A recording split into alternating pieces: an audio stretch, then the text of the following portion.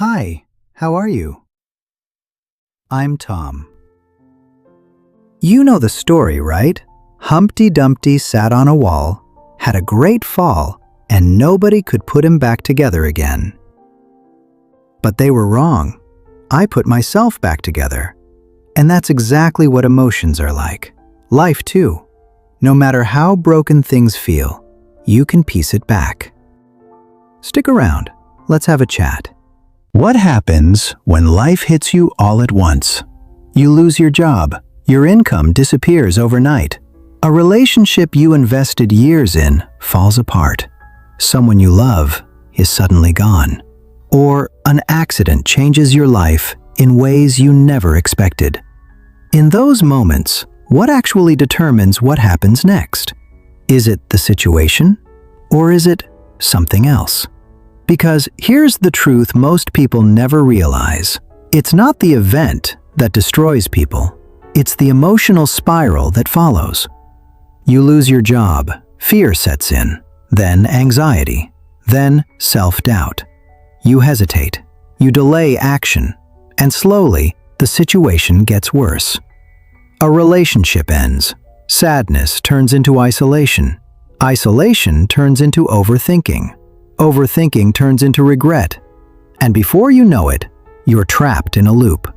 This is how people spiral. Not because life is unfair, but because they don't understand what's happening inside them. If you don't understand your emotions will take control of your life.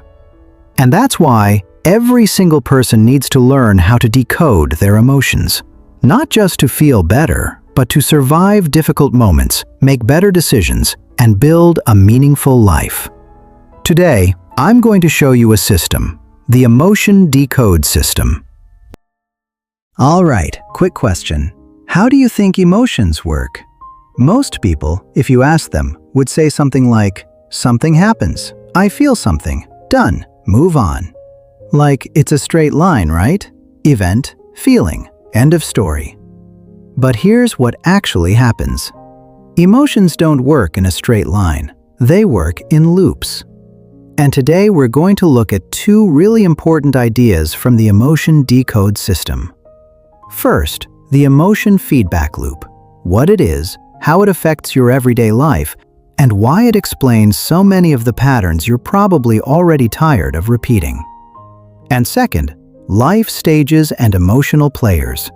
Because it turns out, the emotions you need to pay attention to most, they actually shift depending on where you are in life. And knowing which ones are running the show for you right now, that's genuinely powerful. Let's get into it. Okay, part 1. The emotion feedback loop. Here's the big idea in one sentence. Your emotional response doesn't just come from the situation, it helps create the next version of it. Let me say that again because it's kind of a big deal. Your emotions aren't just reacting to your life, they are actively shaping what happens next. How? Let me show you with a really simple example. Imagine you get some critical feedback at work. Your manager points out a mistake in front of a couple of colleagues. That situation triggers an emotion, maybe embarrassment, maybe frustration, maybe a flash of anger. Now, here's where the loop either goes up or goes down. If you let your emotion take the wheel, you react defensively. The conversation gets tense. Your manager pulls back. The relationship takes a hit. Now the situation is actually worse than before you reacted. And that worsened situation creates the next wave of negative emotion. The loop tightens. Now, think about this. What if you did not react defensively, but you pause, take a breathe, and say, "That's useful. Can you tell me more?" The conversation becomes productive. The relationship gets a tiny bit stronger. You walk away feeling capable instead of attacked. The situation actually improved. Same starting situation, two completely different outcomes. The only variable? The emotional response. This is what I call the positive and negative emotional feedback. And here's the thing, understanding this doesn't mean you'll respond perfectly every single time. You're human. I'm an animated figure, and even I mess up sometimes. But what it does mean is that you start recognizing in real time, is what I'm feeling right now about to make this better or worse? That one question, honestly, is worth its weight in gold. Because the loop is always running, but you just get to decide which direction it goes. Okay, let's talk about part 2, life stages and emotional players. Now we know how the loop works, but there's a really natural follow-up question that comes up here. Which emotions should I actually be paying attention to right now in my life? And the honest answer is, it depends on where you are. See, not all emotions carry the same weight at every stage of life. The pressures and challenges of your 20s are genuinely different from your 40s. And what dominates emotionally at 50 is different again from your 30s. I call these dominant emotions your emotional players. They are actively in the game, influencing your choices, your relationships, your health, your sense of self. When managed well, they become real strengths. When left unmanaged, they quietly become liabilities. There are 4 life stages. Let's walk through all of them. Stage 1, age 20 and below. The foundation stage. The key emotional player? Motivation, hope, self-belief, curiosity, the willingness to keep going after a setback. When motivation is strong, young people explore, take healthy risks, and build confidence. When it's damaged, disengagement, avoidance, comparison, patterns that embed deeply because identity is still forming. Here's the danger. One failure becomes a story. I failed. I'm just not capable. Effort drops. Results worsen. Worse results confirm the belief. A temporary setback becomes a self-reinforcing cycle. Young people need emotional support that helps them keep trying after failure. Not reassurance they're already great, but genuine belief that growth is always available. Stage 2, age 21 to 30. 4 emotional players: anger, desire, anxiety, and comparison. And they amplify each other. Anger shows up as frustration and defensiveness. Desire pulls you toward short-term pleasure over long-term well-being. Anxiety hums constantly. Am I moving fast enough? And comparison distorts everything, creating urgency where none exists. Picture it. Someone gets criticized at work, reacts badly, damages the relationship. Anxiety grows. They check social media, see a peer thriving. Suddenly, everything feels heavier. Or someone spends their mid-20s choosing distraction, looks up at 28 and feels behind. Stagnation, self-doubt, diffuse anger. The emotional need here? Regulation, the ability to pause before reacting and build a life around values rather than impulse. Stage 3, age 31 to 50. Careers, family, finances, aging parents. And underneath it all, a quiet question. Is life unfolding the way it was supposed to? The emotional players: stress, anger, sadness, and fear. Stress is chronic and low grade, accumulating quietly until the body or relationships show the strain. Anger is more expensive now. The relationships carry more weight. Sadness is about loss and unmet expectation.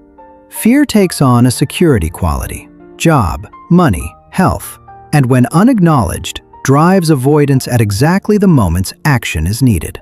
Picture someone in their mid-40s who loses their job. Fear, then stress, then disrupted sleep, then irritability, then paralysis, making it harder to take the very steps that would move things forward. The emotional need here is resilience and honesty, facing what's happening, feeling it without being overwhelmed, and moving forward with steadiness rather than suppression. Stage 4, age 50 and older. Quieter in intensity, but the stakes are just as real. Career identity is shifting, energy is changing, social circles contracting. Deeper questions about meaning and legacy start surfacing. The 3 emotional players: loneliness, sadness, and fear. Loneliness creeps in through the gradual loss of structure and daily contact, and left unaddressed, withdrawal leads to more isolation. Sadness is grief, not just lost loved ones, but lost chapters, lost versions of yourself. Fear becomes existential. Health feels fragile. Mortality less abstract. Unexamined, it quietly contracts your world. Picture someone who retires after 30 years. The first weeks feel like rest. Then structure disappears. Social contact evaporates. The sense of being needed fades. What began as freedom becomes emotional poverty. The need at this stage is connection, meaning, and continued engagement. Not pretending nothing is changing, and not surrendering to it either. Now, everything we covered today? It's only the beginning. Let me introduce you the Emotion Decode System ebook. You'll get the full explanation of the emotion loops and the complete emotion decode blueprint, which actually gives you a stage-by-stage, practical plan for managing the emotional challenges most relevant to your life right now. Plus, there's the Emotion Decode Checklist, a simple 5-minute weekly check-in that helps you spot which direction your loop is running before it's too late. And honestly, if today's video made something click for you, the book is going to hit even harder. The link to get your copy is right below this video in the description. Go check it out. One last thing before you go. You are not behind. You are not broken. You are a person navigating a genuinely complex life. And the fact that you're here, watching this, trying to understand yourself a little better, that already puts you ahead of where you were at the start of this video. The emotional loop is always running. Now you know which direction to point it. And if this video helped you in any way, please forward it to someone you think needs to hear it. You might just be sending them something that changes how they see themselves. And while you're at it, don't forget to hit like, share, and subscribe so you don't miss what's coming next. I want you to know I'll be more than happy to be with you and accompany you through your ups and downs. Every video, every concept, every tool I share, it's all here for you. I'm Tom. I'll see you in the next one.